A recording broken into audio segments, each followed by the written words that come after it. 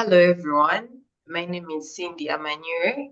I'm a year two student at Makerere University doing computer science, and we're going to talk about a brief summary of machine learning. Hello everyone, my name is Kamde Audrey in year two doing computer science. I'll take you through the first part of machine learning in Python. When we go to the introduction of machine learning, okay, machine learning is basically a field of study that gives computers the ability to learn without being programmed. The computers are able to learn on their own without a program running. Yeah, they learn from like the different things in the environment, the different features, as long as there is no program that's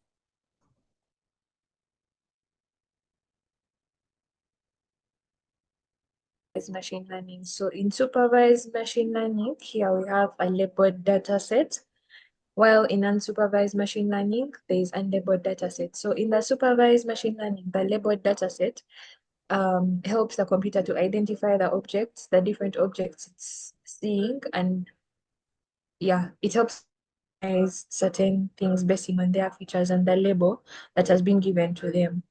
While in an unsupervised machine learning, it does because feature it will be able to identify that an apple is an apple. Um, a machine learning algorithm has a prediction model, a cost function that's to make it optimal to use, and an optimizer. So we'll go to the next. Yes. So something I forgot to mention, in machine learning, we have different methods that we can use. There's classification method. That's where we have the decision trees, which we're going to see later on. Then we have regression. Classification is used in categorical data, while regression is used in numerical data. Then clustering is when like we get common features and we group them together according to the different common features that something has. So when you go to the stats models, these describe the relationship between variables. We have two types of stats models, which is deterministic models and probabilistic models. Now, deterministic models based on no randomness. In other words, okay, here we are dealing with facts.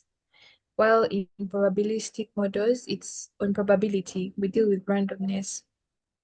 There are three types of probabilistic models, which is regression models, correlation models, and other models. So when we proceed to the next slide, we're going to see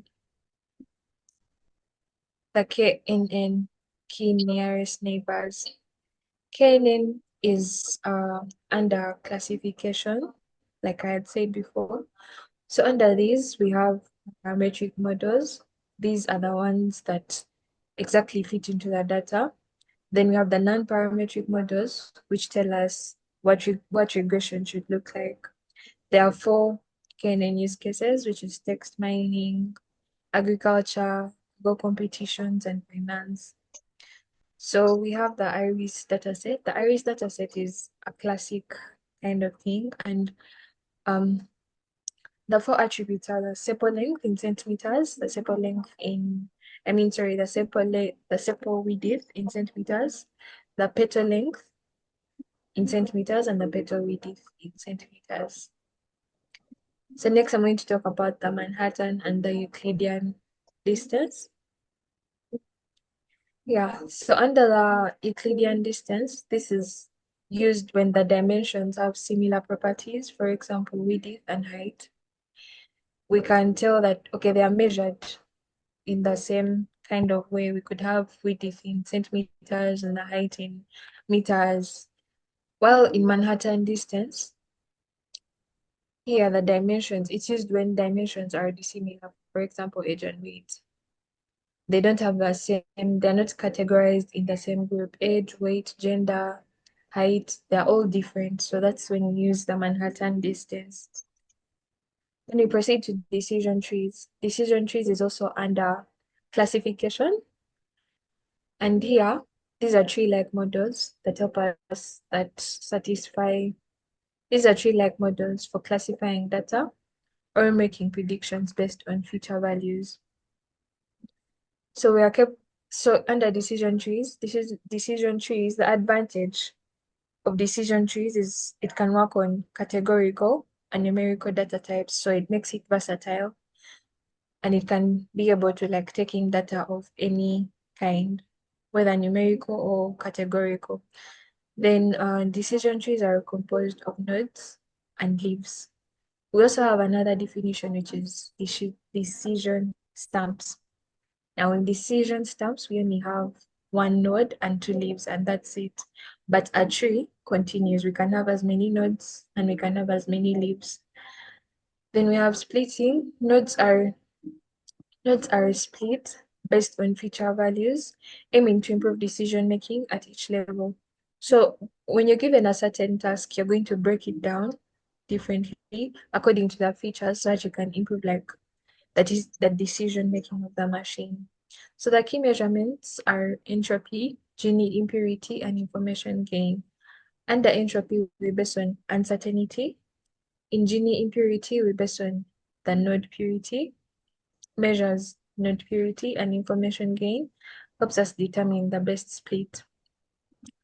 So there are so many pros and cons of decision trees, but here we're able to highlight these few.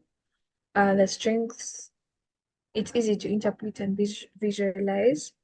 Then one of the weaknesses is that it's prone to overfitting and especially with complex data sets, and it can't work on nonlinear data also. Yes, so we go to the next.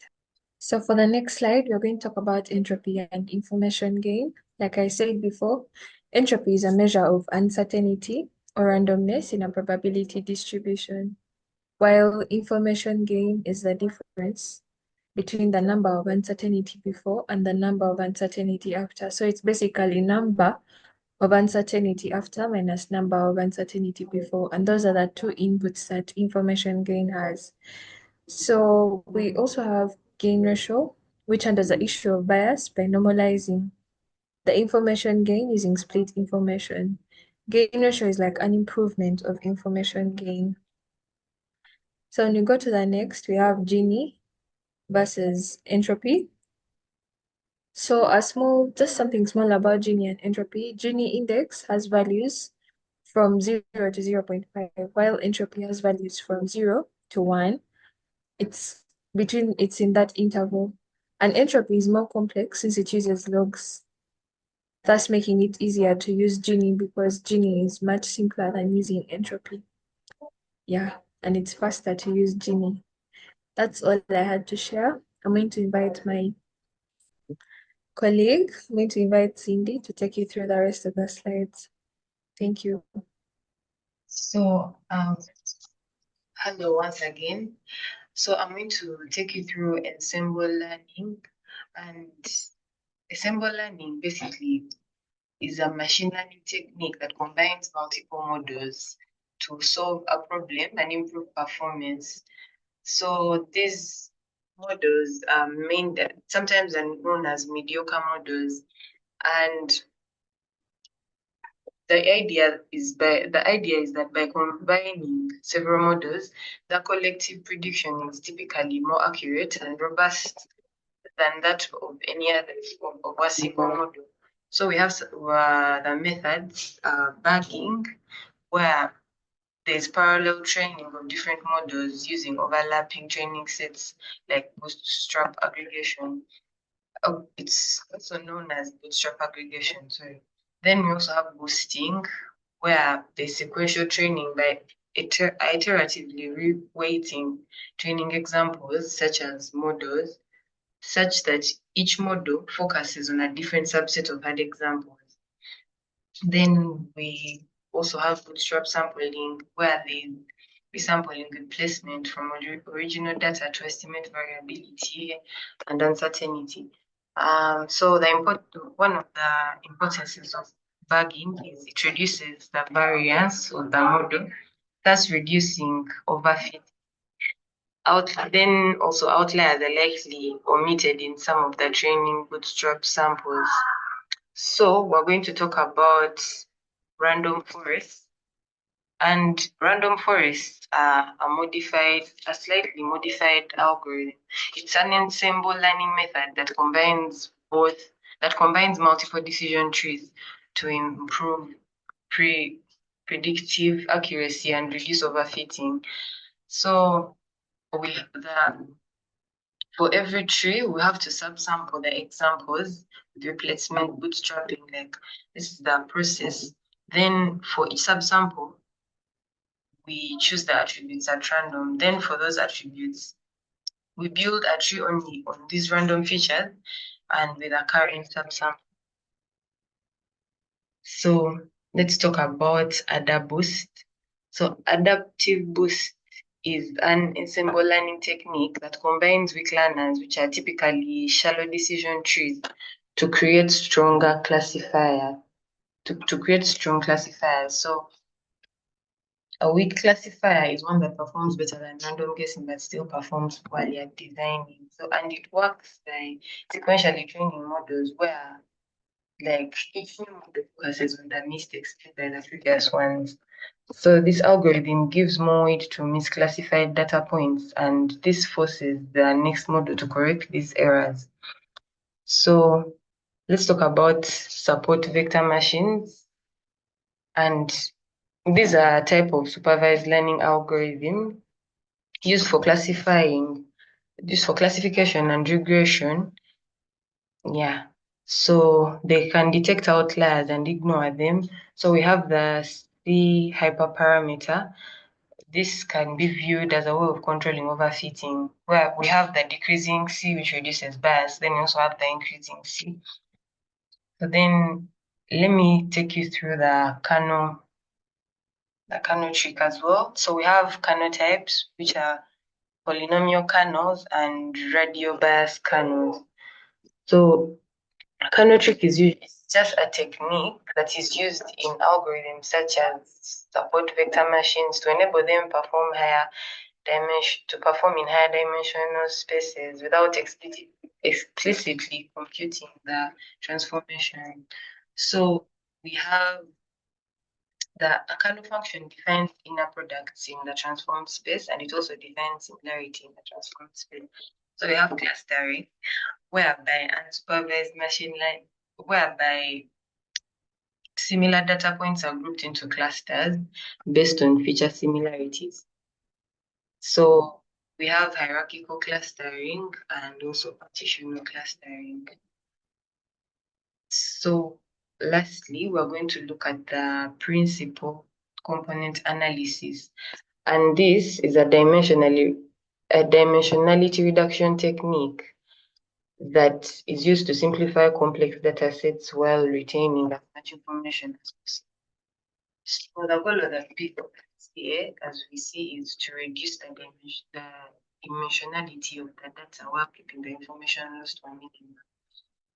So these are the steps of PCA. You have to compute the data mean.